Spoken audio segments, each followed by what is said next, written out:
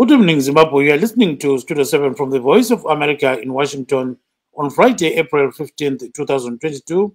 This is Live Talk. I am Gibbs Dube. And I'm Marvellous Mhlanga Nyahuye, broadcasting from my home in Washington, D.C. due to the COVID-19 pandemic. Tonight on Live Talk, we are talking about preparations for the burial of slain Elvis Nyathi and other issues. The late Nyathi, who was killed by a vigilante group in Diepsloot, Johannesburg, will be laid to rest in Bulawayo tomorrow. His body is already in the city and mourners are gathered at his Nkulumane home. The government granted Nyathi a state-assisted funeral, while opposition parties like the Citizens Coalition for Change also provided funds for laying him to rest. And Zimbabweans in South Africa have so far raised nearly 50,000 rands to assist the family. Tempers flared in Johannesburg yesterday at Nyathi's memorial service as Zimbabwe's ambassador to South Africa, David Hamadziripi, from trying to chase David Hamadziripi from the event. They accused this government of forcing millions of Zimbabweans to leave the country to seek jobs in other nations. In other news, today is Easter Friday. Millions of Zimbabweans have joined the world in marking the Easter holidays. And Zimbabwe is preparing to mark its 42nd independence celebrations, with some people saying the country is in a terrible social, economic, and political situation. Namhlanje ku-Live Talk sikhuluma khonokho okwehlele u-Elvis Nyathi obulewe ngabantu khonangale ke e-Diepsloot kwele South Africa ugangathwe ngabantu bamthela ipetulo basebemlayitha bemgaqela amathaya. So ke ubhubhile sibili u-Elvis Nyathi. Sikhuluma nje ke umzimba wakhe usufikile khona ngapha ngathi khona ngale koBulawayo. Sikhuluma nje abantu sebelungiselela ukuthi angcwatshwe kusasa. Siyawazi ukuthi uhulumende uthi uzancedisa indlela zonke ukuze angcwatshwe, kodwa sibonile izolo eJohannesburg etheater khona ngale Hillbrow abantu bevimba sibili ukuthi isikhulumeli kumbe ngithi omele ilizwe leZimbabwe kwele South Africa umnumzana David Hamadziripi ukuthi engethuli umbiko kahulumende. So khonokho ke benza ukuthi abantu bethi nxa kunjalo kungana kukhanya ukuthi kuya ngaphi, kodwa ke abantu bekhonona besithi uhulumende kamongameli Mhlanga nguye wenza ukuthi kube lakho konke lokho ukuthi kubulawa abantu abanye bagangadwa abanye kunjani njani. So ke babachingile abantu kwagcina ke uHamadziripi esuka emhlanganweni lo kumbe ngithi ku-memorial service. Sikhuluma njalo siyakwazi ukuthi uhulumende njengoba ethe uyanika imuli uncedo kuthiwa ke sekhiphile imali engafika 900,000 Zimbabwe dollars kumbe 3,000 US dollars ukuze incede umndeni kaNyathi. Kodwa kukhanya zani imali le izazitholakale ngoLwesibili ngokuzwa kwethu abantu besitshela. Okunye sizakhuluma ngakho i-Easter phela, ngiyakhumbula ukuthi lesi sikhathi sokukhonza uNkulunkulu isikhathi sePhasika. Kube njalo ke eleZimbabwe selilungiselela ukuthi lithakazelele uzibuse ilizwe leZimbabwe mhla ka-18 liyafikisa iminyaka engama-42 lizibusa. So yikho konke lokho esiyabe sikhuluma ngakho. Ngenani kuhlelo kulo manje sixoxele ngakho. Marvellous, kunjalo? Aiwati nokuchingamidza pano pachirongwa chedu nhasi apo tichange tiri kutarisa isu nyaya yegadziriro yekuwanikwa vachiradzikwa vaElvis Nyathi avo vakawanikwa vachishaya kuSouth Africa kuDiepsloot mushure mekunge vawanikwa ivo vachirohwa uyezve vachipiswa ndokuzoshaya. Takaona nezuro vachirangarirwa munzvimbo iyoyi, uyezve tikaona mumiriri weZimbabwe munzvimbo yeSouth Africa vaHenry Hamadziripi vachiwanikwa ivo vachidzingwa kana kuti vakambomiswa kuti vataure pachiitiko ichi. Vachinzi ivo nevanga vari ipapo ndo mumwe weavo vari kuita kuti zvizvarwa zveZimbabwe zvibude muZimbabwe zvichitadza izvo kunogara muZimbabwe zvinoshanda kunze kwenyika. VaDavid Hamadziripi vakawanikwa vachizotaura havo neStudio 7 vachitaurawo kuti hurumende yanga ichazobatsira mhuri yavaNyathi kuti vawanikwe ivo vachiradzikwa. Taona kuti nhasi mutumbi wavaNyathi watosvika kuZimbabwe uyezve vari kutarisirwa kunge vachiradzikwa munguva inotevera. Saka ndo zvimwe zvatichange tiri kutarisa. Tichitarisa zvakare nyaya yezororo reEaster tiri kuona kuti nhasi kune vatendi vanototanga ivo kunge vari kuenda kumakereke nezvimwe zvakadaro. Titarisawo zvakare kuti munyika pari zvino mune nyaya yenjodzi yatiri kunzwa kuti yaitika kune vamwe vechechi yemaziyoni vanga vari kuenda kumisangano. Saka ndo zvimwe zvakare zvatichange tiri kutarisa. Titarisawo zvakare kuti nemusi wemuvhuro kuchange kuine zororo reindependence. Vazhinji vakatarisa vachiti ivo pari zvino vazhinji havasi kukwanisa kuti vaende kumamisha nekuti zvinhu hazvina kumira zvakanaka munyika pari zvino. Gibbs.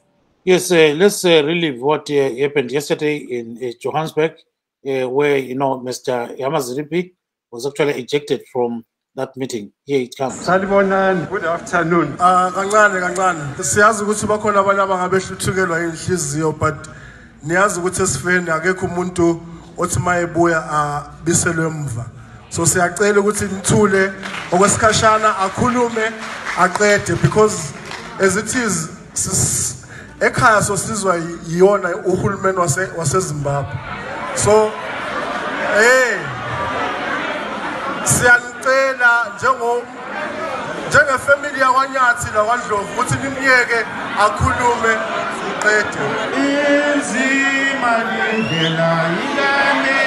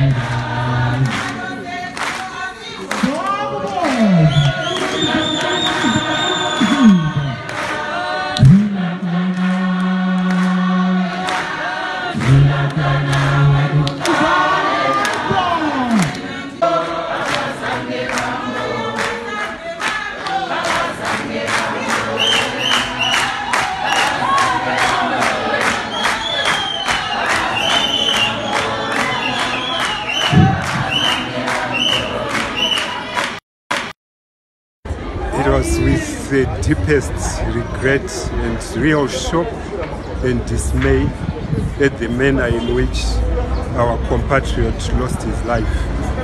This was a horrific death, this was a gruesome death, and it is one which we condemn. It doesn't matter who the perpetrator is, it is not something that can be condoned. This is a human life which was lost in circumstances which cannot be justified in any way. And we have heard complaints from South Africans who are saying the government of Zimbabwe should be, in fact, instead of condemning, it should be taking care of Zimbabweans and taking back home. Do you think that's a justification that you accept? In situations like this, there will always be comments that will be made.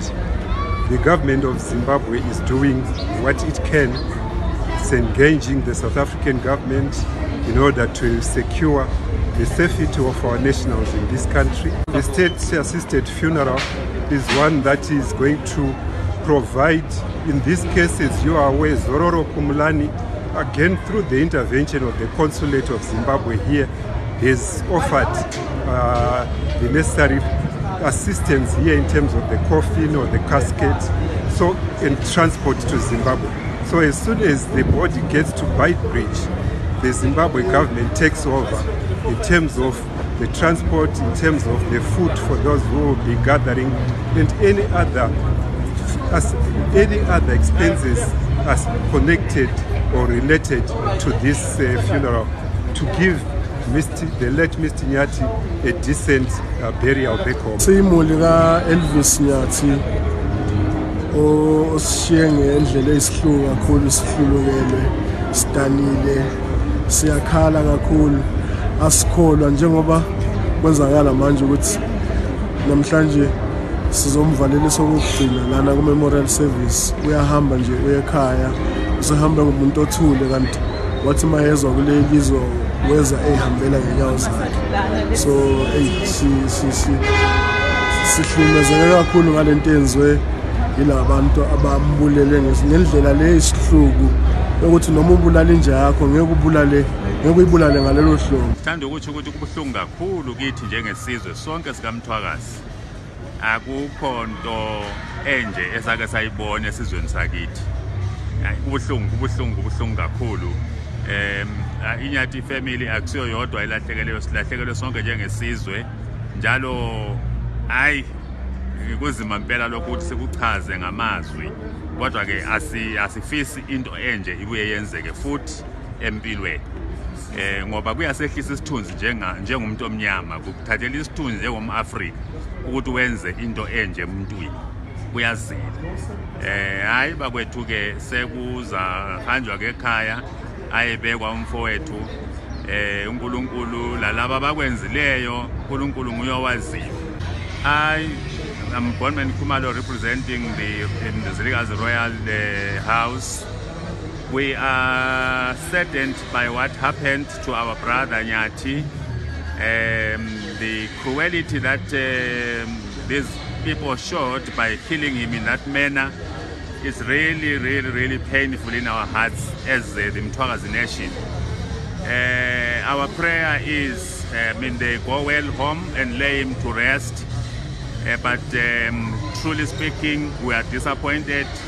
We would want the people that did it to hear the words of warning that God is going to judge them. It's not right to do or to treat a human being in that manner. Look, I'm really out of words. Can't describe this cruelty, but what do we do? We just leave it in the hands of the living God. I want to apologize to Zimbabweans because we are not expecting as South Africans that thugs in South Africa can kill our fellow black brother in South Africa. So that's why I'm saying we really apologize on that. You're saying Nigerians, everyone is just the same as South Africans? I'm a South African, I'm a Zimbabwean, I'm a Mozambican, I'm Lesotho, I'm Botswana, I'm a Nigerian. Africa must be one. At the end of the day, Africa must be one. And we want one currency for Africa. There you are, Marvellous. So those are some of the people that were talking to Tuso Kumalo yesterday in Johannesburg. So we know that there was a memorial service where Mr. Amos Ziripi, that is David Amos Ziripi, Zimbabwe's ambassador to South Africa, was actually ejected from that memorial service with people accusing his government of mistreating Zimbabweans. They are saying that they are where they are today because of the Zimbabwean government. And we also had Tuso talking to Velempini Ndlovu, who is a relative of the late Nyathi, Bonman Kumalo of the Mzilikazi royal family, and Mr. Peter Moshosho, a South African, who says he was apologizing on behalf of South Africans, saying you don't think that a black person can do that to another black person. And he believes that Africa should be one. And that's the way he says it should go. So that's exactly what this boy is saying. Marvellous. Aiwa apo tangatiri kunzwa nekuona zvanga zviri kuitika nezuro pachiitiko chakaitika icho kuSouth Africa apo taona vahama dziripi vanova ivo mumiriri weZimbabwe vari kuSouth Africa ikoko vachitaurawo pachiitiko ichi, asi vakazotaura mushure mekunge vambomiswa kutaura pamberi pevanga varipo apo vakazotaurawo nestudio 7 vabuda muchiitiko ichi. Tanzwa zvakare kubva kune vamwe vagari veimomo muSouth Africa vanga vari kukumbira uregerero vachiti zvakadai hazvifaniri kunge zvichiitika panguva ino nekuti vanhu vamwe chete kunyangwe vachibvawo kunyika dzakasiyana siyana. Tikaonawo zvakare hama neshamwari dzavanyati vachiwanikwawo vachitaurawo pamusoro pemafambiro achange ari kuita zvinhu pakuradzikwa kwavanyati. Yes, we also have Mrs. Judith Ngulube, who is the Bulawayo Metropolitan Resident Minister, talking to us at Jesus Panda there about Nyati's burial and the assistance that the government is going to be giving. So let's hear something from there.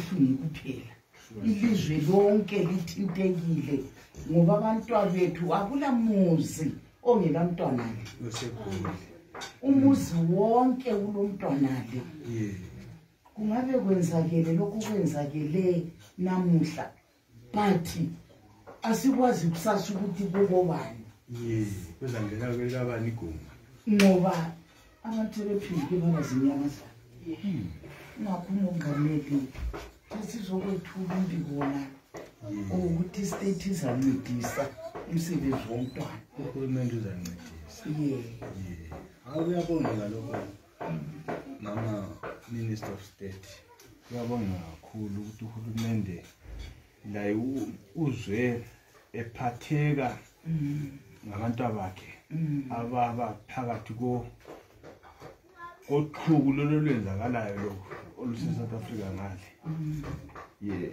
Uyabonga kakhulu. We appreciate that one very much.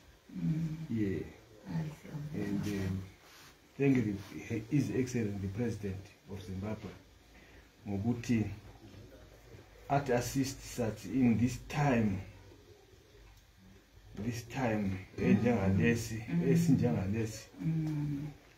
We are having a sleepless night from the 6th of the very time usenzakala until now. Kuze kuchawu 3 o'clock lokhu ngikhangele ngikhuluma labanye abaseGoli abanye abangaphi Harare abangaphi all over. I've never angalali lokhu kusukuse emhla ka6 mfana lo bengihlala laye endlini yami khona ngale elokhuzeni enketha ngihlala laye ngabe ngahlala la emaplazini wahlala khona ngale kwasokusithi njengoba nje ilizwe lakithi njengoba lingani linje indlala le waselandela la njengoba lisanje ukuthi awusikhuluma ukuthi akulantsho lo mntana omunye lo ligume elinye lingalamntana okhona ngale. So yikho ke la wase siba ibhendi wogone elandele siya khona. Did you know that ukukhapha uZambezi ulokhuzeni ngalo uLimpopo ekhaphe siya ngale ingwenya zamkhuta ukuthi kuzaba lezi ingwenya ngale zizamudla ezingabantu emini ilanga libalele. Ayisiyabonga ke mama. Ngabona uSecretary wami beselifonile. Ufonile sibetheka lifonele masinyane liphange lifike ofisini ngale kusetshenzwe okusetshenzwayo. Akufonile sibili. Ngase sithi mina kuyabe kufuna ukuthi ngamuntu efike eofisini abe lo munye umuntu wabonyathi. Kungabe kuyikuthi ungani ngoba yazi ukuthi kunje so kulama vultures abhodayo abafuna ukuthi kube ichance yokwenza imali. So kuyabe kufuna ukuthi into zakho zibe athletic. Ibe izinto ezenziwa zisegcekeni zenziwe kuhle. Abanye abantu onuyakhala, abanye abantu bafuna ukuthatha ichance yokwenza imali. So kuyabe kukuhle ukuthi nxa ngisiya ufike eofisini umama la yathi efika abone ukuthi hayi laba abantu ngabantu abomufi. Kodwa ngaso kuselakala lesibongo esizodwa esinye sabonyathi khonapho sokusiba ukuthi kanti konyathi vela kula muntu. Akula muntu abantu abaningi baseGoli bakhonale.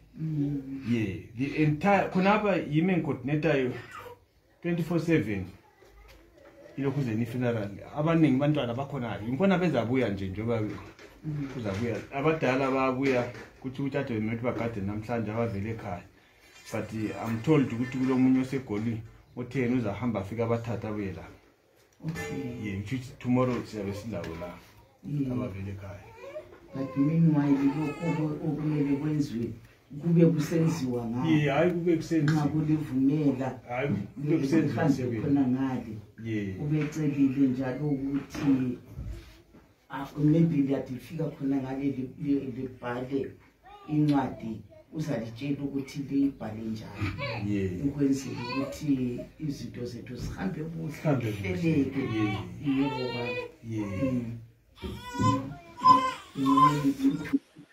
Yeah, that is the resident minister of Bulawayo Metropolitan Region, Marvellous, talking to relatives there. So he was advising them to start preparing for the funeral and was informing them that the president actually granted the Nyathi family, Elvis Nyathi, a state-assisted funeral. So that's what they were talking about there. Apo tanga tiri kuona nhumwa yanga iri kubva iyo kuhurumende vanova ivo resident minister wemunzvimbo inobva vaNyati vari kutaura ivo kuti mhuri yaNyati ichange iri kupiwa rubatsiro kubva kuhurumende vachitaura ivo kuti vanga vatumwa nemutungamiri wenyika kuti vazivise mhuri yekwaNyati kuti vachange vari kubatsirwa pakuradzika mutumbi wava Elvis Nyathi avo takaona vachishaya South Africa. Yes, and we've got Nyati's uncle. You know, he talked passionately about, you know, Nyathi. He grew up under his hands. And let's listen to what he's saying here in this interview with Ezra Chisaswan. Nunzana ungubani igama lapha uyini ngamofinjalo? Igama lami nguStanley Ndlovu. Ijaha leli lithonilele ngumntakasisi. Umama wakhe ngilandela okwesithathu. Umama wakhe ngilandela okwesithathu. uElvis. uElvis, yes. Uve njani bakutshela njani usizwe sehlakalo esinje? Hey, indaba leyi ayisinika ubuthongo. Especially umfana lo ngidlale laye emncane. Ngihlala la enketha khona ngale lapha enhlala khona.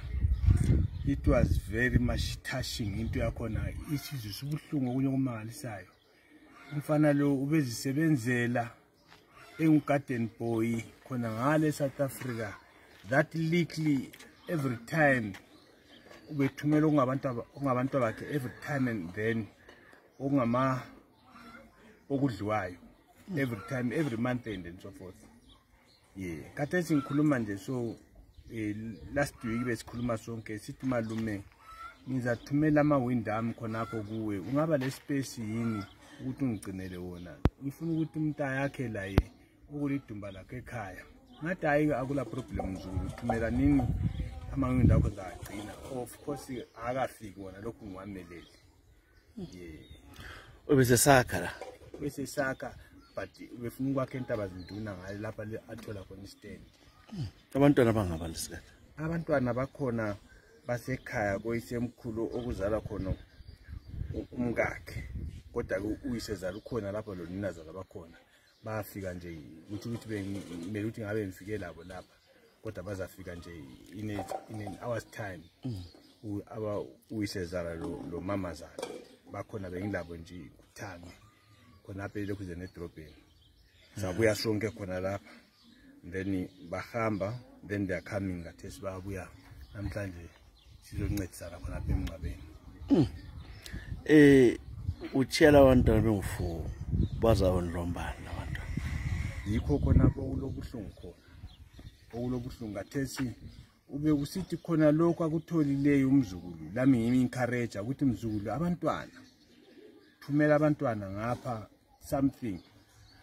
Uyisezala ekhuluma lami athi malume abantwana bathini ngapho kanti abantwana balamabhuku abalani lokhu lalokhu ngithi hayi ngizakhuluma labo ngingakhuluma labo ke bathi hayi malume kuyeza lamanje ngiyathi ngithi ngihleli ngizwe sisithi malayicha hayi hambe endaweni engaka amagogo wethu ethatha impahla zabantwana sezifikile ngihambe ngiyethatha bese kusithi uyisezala ohleli labantwana abuya azothatha azothatha ukudla lokho ehambise abantwana uthesa kusela umuntu ozayenza khona lokho ngoba umkakhe enjalo nje engumama ukathesi kuwesu sebuthakathaka okuwesu ukuthi kasoze sakwanisa ukuthi asele abantwana ubaba wakhe ngiyobesela la nxa ube ngu-garden boy that little okuyi-200 rand kongobe kuthola lapha ade sebenza khona emahadini bekuncedisa kakhulu ebantwaneni.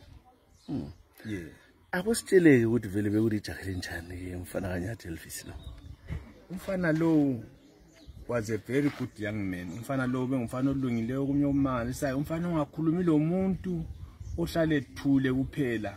Engakhulumi lutho kumbeni njani whatever. Engala sports esinye sisibonayo ukuthi umfana lo into leyenza injani njani, but yena he was just a very good young man, very much quiet, and umuntu olalelayo belalela uthi ngamtshela ukuthi hayi lapha mzukulu yenza so, lapha mzukulu yenza so, and we were so much very close. I'm very much close ngomzukulu wami lo. We were so much close together, and he always touched me ukuthi malume kambe lapha senginodubo ngenze njani, ngicebisa ukuthi hayi malume you can do this, mzukulu ngenza so wenze so, then kumncedisa abongathi malume hayi ngiyabonga njalo nje. Umfana olungileyo kuyomalisa uElvis Banatjwa Nyathi was a good young man, very much umfana olalelayo. Ukhulele ngaphi nekhaya? Umfana lo uzalelwe ekhezi le, ekuzaleleni ekhezi le basebesuka basebesiya etobotobo le maplazi bahlala khona ngalo. Unina wasetshona bekhona ngale, sahambeka khona ngalo ninetobotobo udade wethu umama wakhe.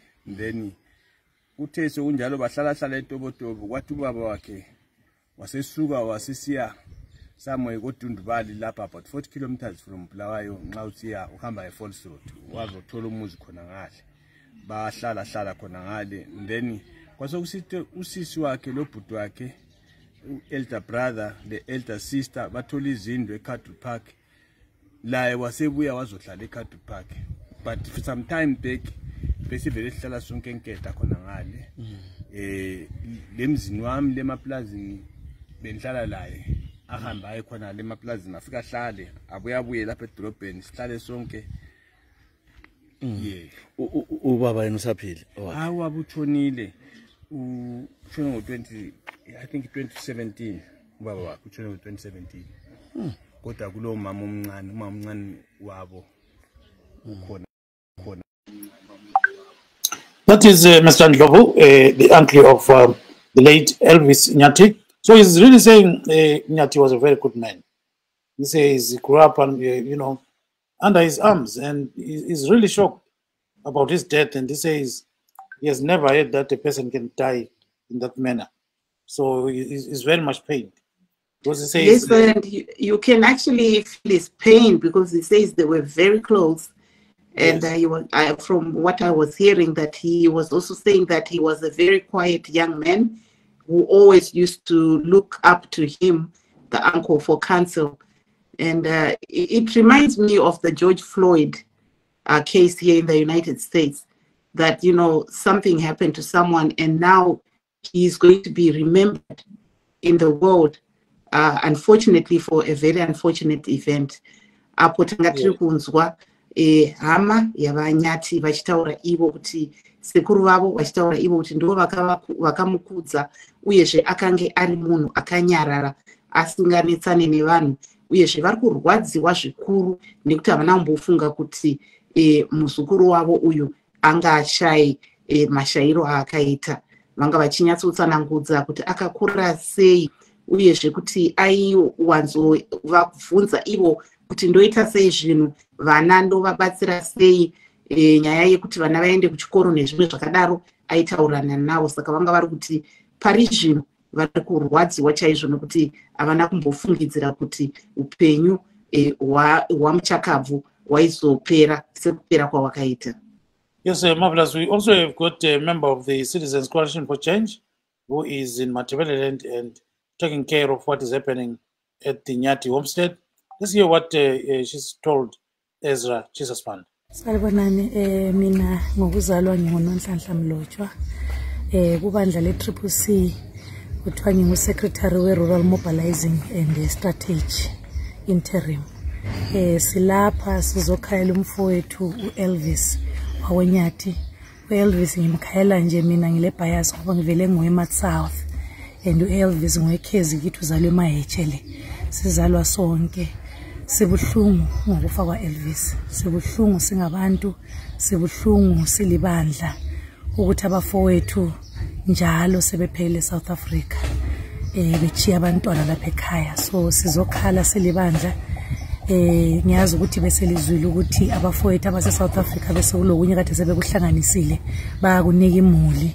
Lathi basitshela ngapha si leadership ukuthi ikho lokho asebekwenzile, siyakubonga njalo. Besifisa ukuthi abantu bezwa bechiseka ngokufa kwa-Elvis, because I think all of us singo Elvis, sonke singoNyathi. Angiboni ukuthi lapha eMatabeleland ukhona umuntu ongabalwa kuthiwe kalazihlobo noma ezingu-4 noma ezingu-5 eSouth Africa. Kuyasithinta ukufa kwa-Elvis, asokufa kwakhe yedwa, kumele kusithinte sonke, because sikhuluma nje izihlobo zethu zisegangeni khona leSouth Africa azikwazi ukuthi ziphilile, asikwazi ukuthi ziyavuka zingeziphilileyo. Ngakho ke silibandla sokhalisa imuli yala ekhaya. Sike safika futhi lapha izolo siyaqhubeka sibakhalisa kuze kufike ilanga langomgqibelo. Ngiyabonga. Kunje nje okujabulisa ukuthi ke baphathisile bebandla lakho. Umuntu lo uvele esigabeni sakho. Wena ke ukhalela ukukhankasa futhi umnyaka ozamele lesi siqindi sakho lesi eseMatopo. Uqhubela lokho elikwenzele phandle kutshengisa ukubambana okunganani. Ungathini kuzulu kobulawayo njalo nolapha usuka khona le Matopo indaba yokuphitheka kwenu uthini ngakho? Mina ngifuna ukuthi uzulu kobulawayo kazize thintekile. Ngibone ngathi ukurelaxa lokho esikwenzayo soze kusisebenzele singabantu. Asizwe siphathekile zulu kobulawayo ngoba kwenzeke kwimulini yakweNyathi so kungavuka layo koNdlovu la koNcube la kobani la koDube kukhona kukithi sonke asiphathekeni bulawayo omuhle sibuye sizotshengisa ukuthi siyaphatheka lemuli yakweNyathi sisonke siyimuli singama citizens. Likhangelela ukuthi zabe likhona lizenza umsebenzi lani lapha labe liphathekile kambe lo mongameli ngabuya ngawe? Umongameli bese sikhulume laye siyathemba ukuthi engabuya njalo ngelanga la ngeSaturday so besikhona sibili siyibandla le-CCC. Thina njengoba silapha siku-ground seMatabeleland i-region yethu yakobulawayo silapho ukuthi sizomkhangelela umongameli ukuthi si-right nxa silapha labantu bakhe bazabuya samobilize abantu bethu ukuthi labo babe khona lapho bazophatheka ekuhambeni kwa-Elvis and sazoqhubeka siphatheke sibili asonto esayiqala namhla siyigcine namuhla siyaphatheka entweni eziningi sazophatheka futhi kuze kufike ilanga lokubeka umfowethu Elvis. That is Miss Nonhlanhla Mlotshwa Marvellous. She is a member of the Citizens Coalition for Change. So what she's literally saying there is that everyone is Elvis, everyone is Nyathi, and Nyathi's death is affecting all Zimbabweans alike.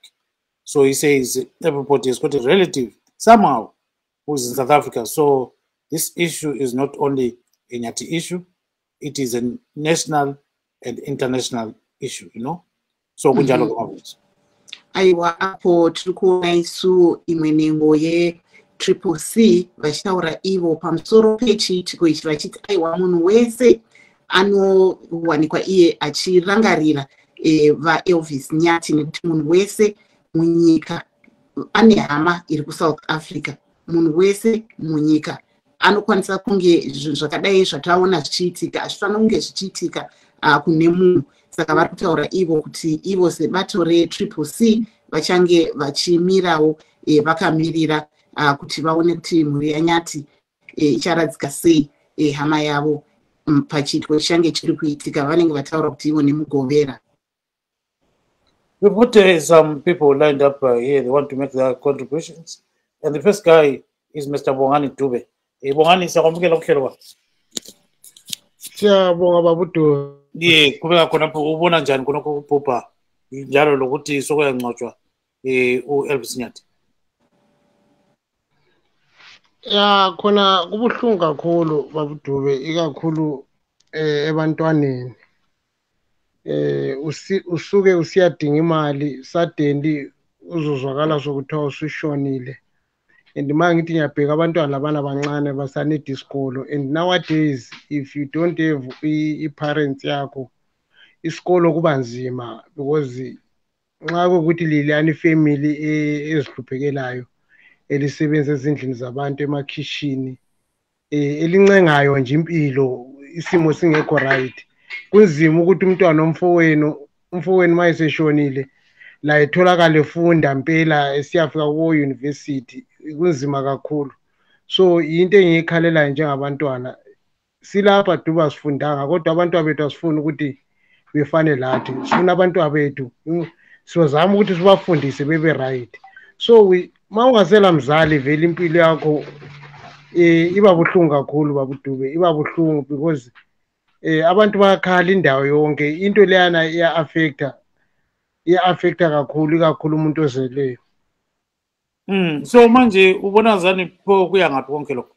Wena ngubona kwakho sibili ukubulawa kukaNyathi nxa usukhangele sibili ujula usiya phambili.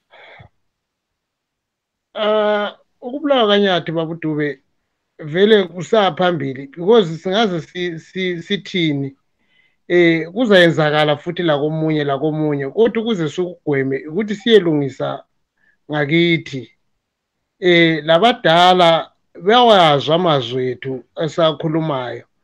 Phela babudube kulula mawungumzali la uhlala ekhaya labantwana, abantwana ungabezwa bethu baba lapha kayenzilo asoze uhlale 42 years ungafiksi ufuna ukuthi ubuse ngenkani.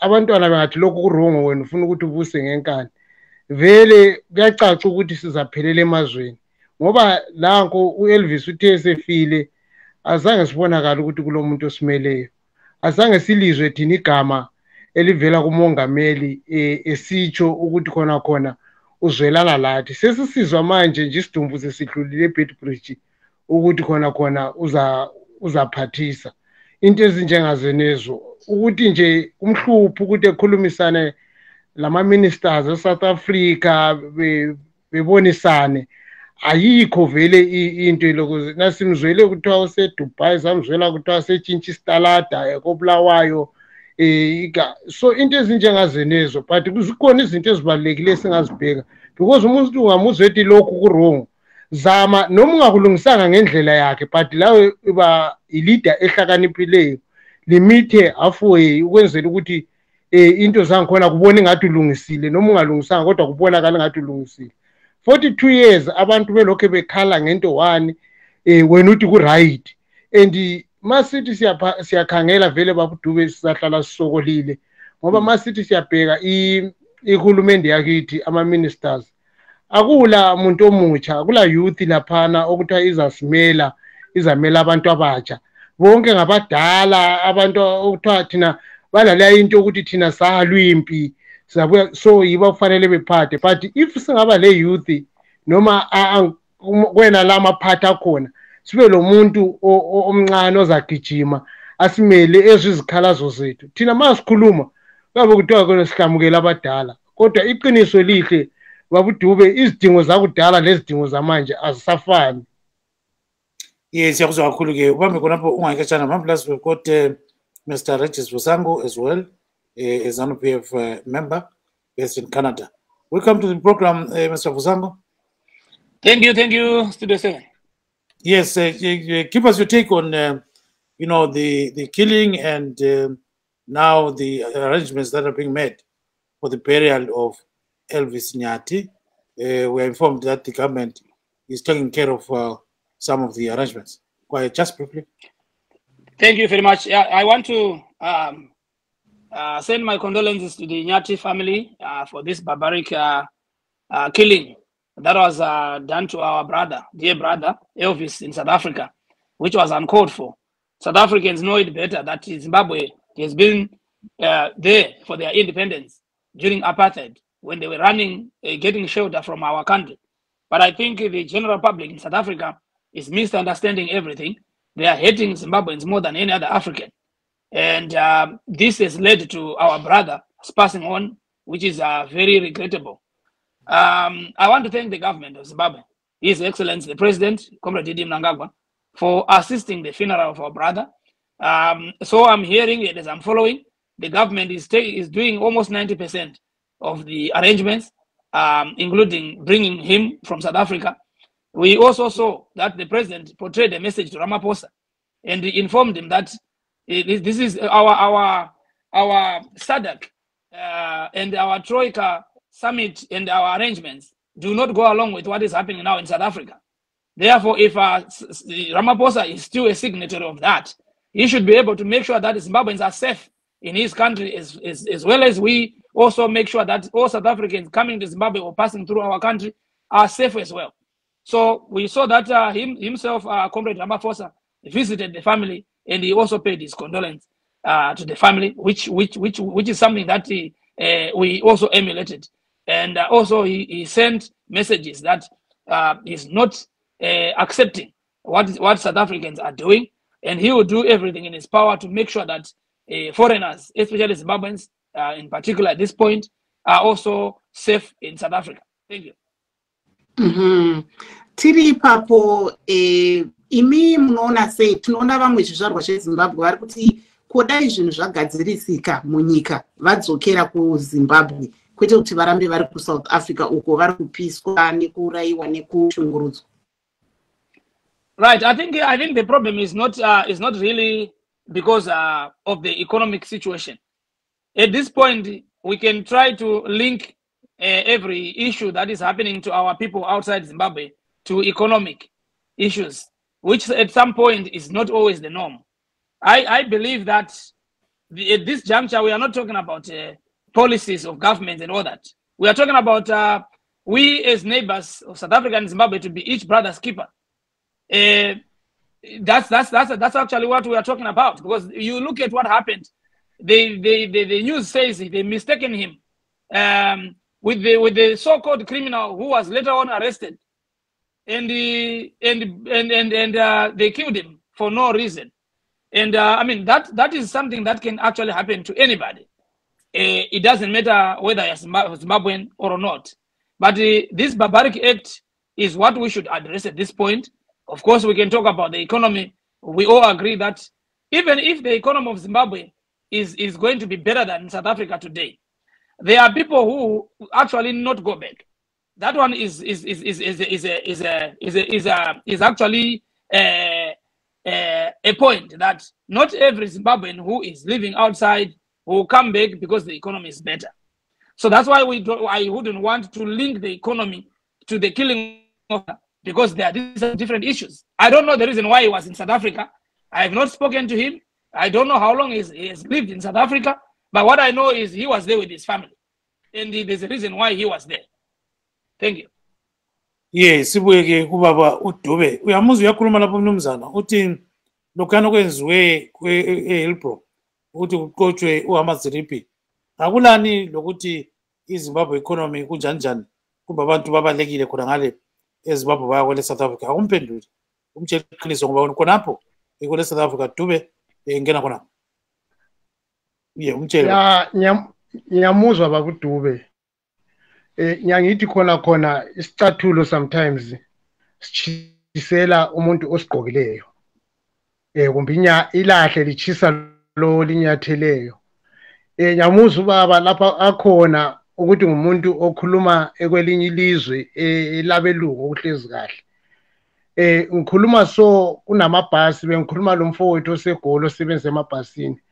Esithi amabhasi agcwala abantu bayekhaya. Iviki lonke lela abantu bayabaleka bayekhaya. So yena mayezathi akulinkani le economy angazi ukuthi uchaza ukuthini, because akula muntu babuDube ongavuma ukuthi achiye ifamily yakhe abazali bakhe bephila kunzima lapho esiphila khona. Abanye abantu bayangcwatshwa khona lapha bengafinyeleli ukuthi befike ekhaya. But ukukhuluma is very easy, gonna talk everything, but masithi siyabheka abantu abaphilayo lapha elokuzweni eSouth Africa baphila kabuhlungu bengamaZimbabweans baphila kabuhlungu ukuthi makungathiwa iZimbabwe isilungile wonke umuntu uyaphuma ehlala ekhaya. lokho kokuthi khona abantu abangeke baye ekhaya ngeyinye istatement akhuluma ngaso because abantu bafisa ukuyahlala ekhaya kulamuntu ongathandiyo ukuthi ahlale lemuli yakhe. That's why bona abanye bazama ukuthi beyithathe imuli ezohlala layo kodwa kwehlule ngesimo esihlezi kiso.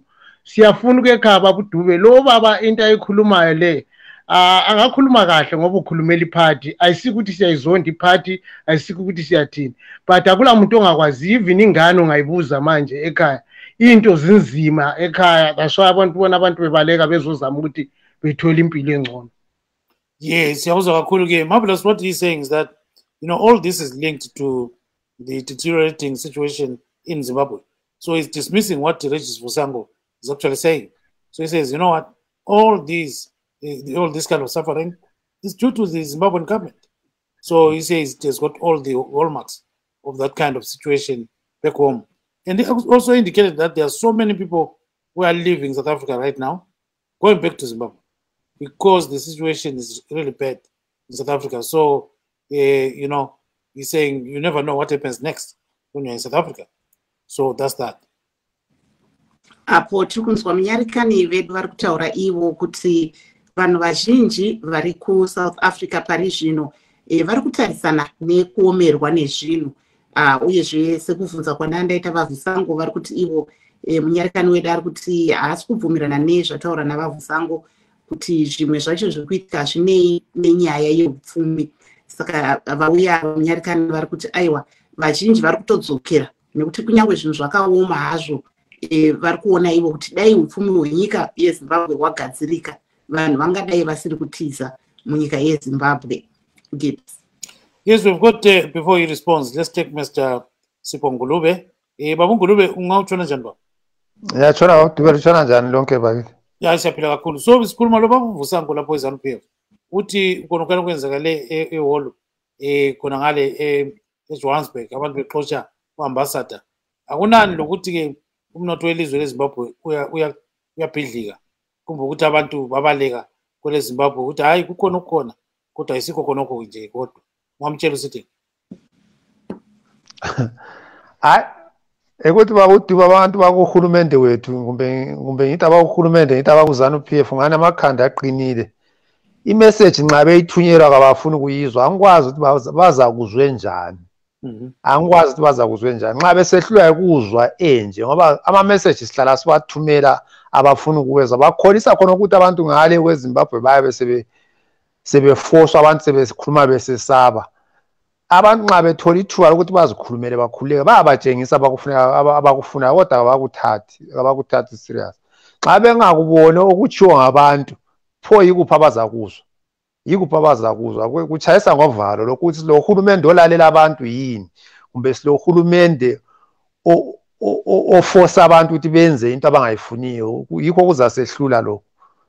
Ngoba kunje nxa sinje kumele sibe ekhaya isimo siyasibona kumele siye ekhaya but uhulumende is willing to listen to abantu yini yikho kunzima. Kunzima phandle la. Yes, yakuzwa kakhulu. Phosela ngesilungu nje ngamafitshane khona ngawusenelisa. Ngikhuluma ngakhona. Mr. Dube, I'm getting worried if our government, or should I say the ruling party, if they don't get the message from the people, every time the people are sending a message, they will turn a blind eye or give us a different statement. I'm very worried because the situation is getting worse here, and people are expressing themselves. We know the situation at home, the freedom, the people, they don't have that freedom of expressing themselves. But if they are expressing themselves this side, we are hoping that our government or the ruling party can listen to the people, but they seems to be turning a blind eye. We don't know how far we are going to go with the situation. Yes, hold on there, Mr. Ngulube. Let's talk to Mtha. I think Mtha is in now. So can you introduce yourself and go ahead with your contributions? Mtha, go introduce yourself. Yes, yaphila tshela abantu Tumba. Mina ngumtha from Bulawayo, yeah. Although angikho koBulawayo manje. Ufuna ukukhuluma ngale ndaba yalo muntu obekhuluma lo. Inkinga esinayo yabona Dube, inkinga esinayo ukuthi nabo abantu abasibusayo abafuni ukutshela abantu iqiniso yabona. They want to tell people what they want yabona. Lo muntu lo into ayikhulumayo le it's vele inganxanye usesayidini lapho yabona.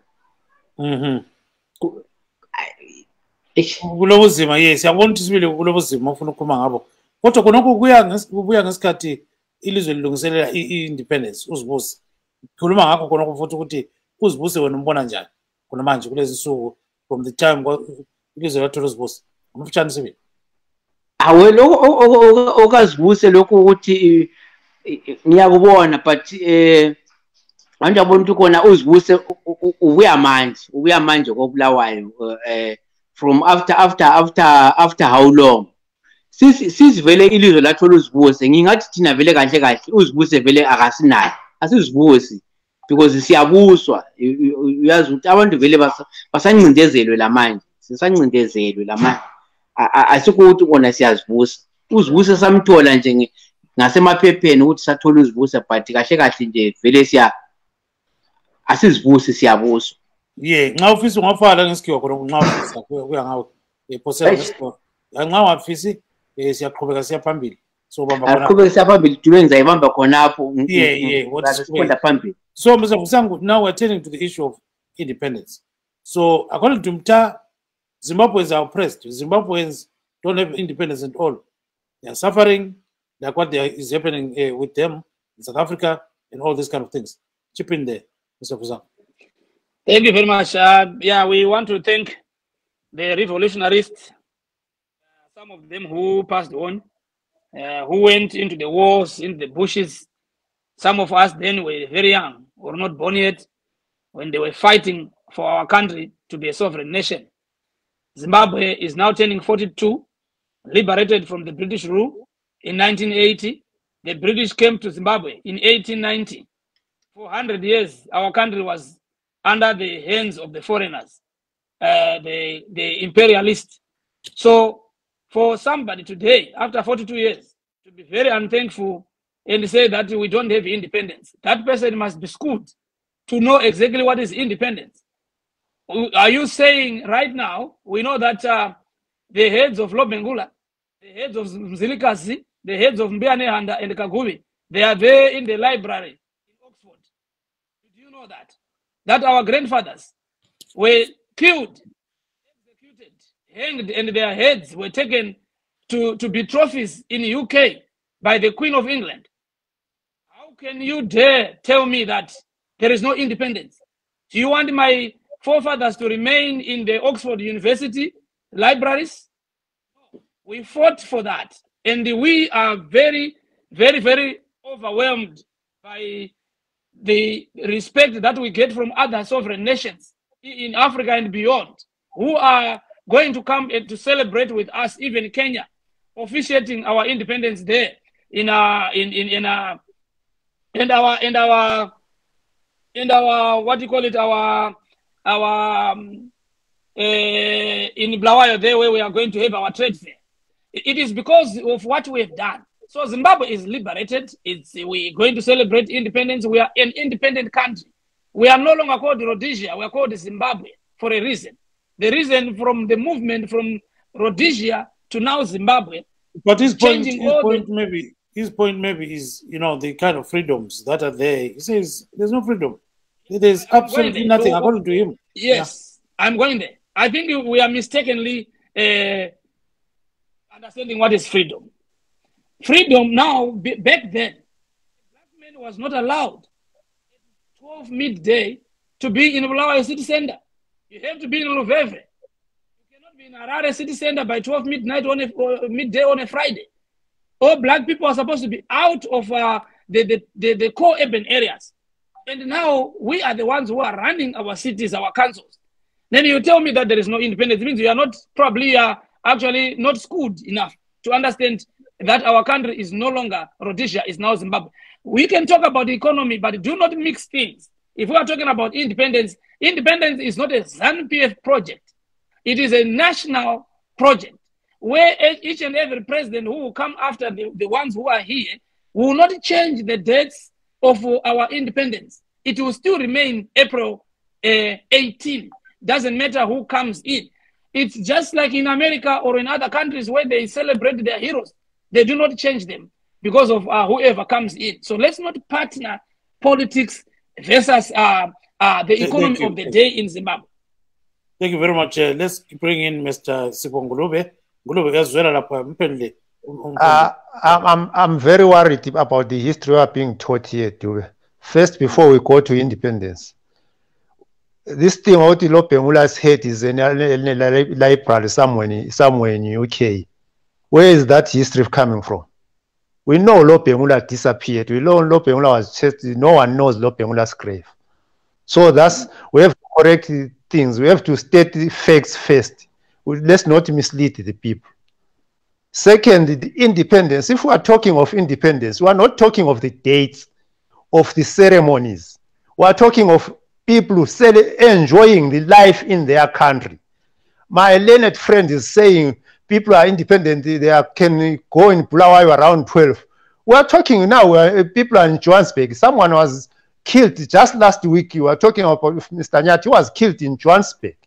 We wish to be in Bulawayo. We wish to spend our lives in Bulawayo. We wish to wake up in our home countries. Today is 18, is Friday, Easter, Good Friday. We wish to be in our rural homes, spending times with our families. That's independence. Independence is not a date. Independence is not a ceremony. People must take us serious as Zimbabweans. We need our independence. It's not just about date. If we now is comparing us to America and all these countries, we don't want comparison. We want to enjoy the freedom, enjoy our being at our homes. That's what we want. Yes, thank you very much. And the clarification on the, the heads and all those kind of things, I think we have to put the record straight. That there is no historical evidence that Lo Bengula's head is in London or any library or anywhere else in the world. So that we should put it in the right perspective. So we'll get Vusango back in a while, in 2 seconds. So let's get to Mtha. Mtha konapo ke isikhuluma konoko. Kumbe siqale siye kubaba uDube ubonga. What again? Mana kancane. Bongani uzwele lapha bakhuluma. Phosela 10 seconds baba. Ukuthi babuDube thina masikhuluma ngenkinga kuyabe kungathiwa sikhuluma masikhuluma ngama problems akhona kuyabe kungathiwa sikhuluma simele politics. Thina abanye abantu you are not politician, but sikhuluma ngohlupho olukhona olubhekane nathi esilubonayo manje makuyathiwa abantu ngizavumelana lo baba uNgulube mayesithi khona independent asikhulumi ngedate asikhulumi ngeceremony into ezinjalo sikhuluma ngabantu abakhululekileyo ukuthi impuphu iyadura ekhaya uyakubotshelwa khonokho ukuthi impuphu iyadura ukuthi khona lokhu kuyadura abantu abakwazi abantu ngoba yena uyabe ekulololo hlangothi okilo emelele yonke but thina sibuya kulova singabolova thina esingakaze sisebenze siselokhuzenini siyayazi leyo inkinga esidibana nayo babuDube abantu uzibuse yebo bangathi ilizwe balithathe emakhiweni kodwa sabuya sasoncindezelana thina singabantu abamnyama ngoba even kunje vele ekhaya akula muntu uvele libuthane nanku asikhulumeni in the first place yakho ngicela ukuthi sikhulume ngeparty amaparty wonke ayi2 sikubonile konke lokhu ilokhu zeni ingavunyeli ukucampaign manje isikhathi Dube isesiphelile isikhathi sesikho kumangoyi. Would have loved to bring in Mr. Vusango as well, but let's have this discussion on Monday. So we're going to invite all of you so that we can have a very great discussion. So on that note, we wish to end our show today.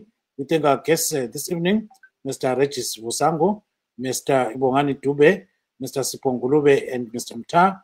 And signing off from Maryland, this is Gibbs Dube saying good night, Zimbabwe, and have a lovely, lovely Easter weekend.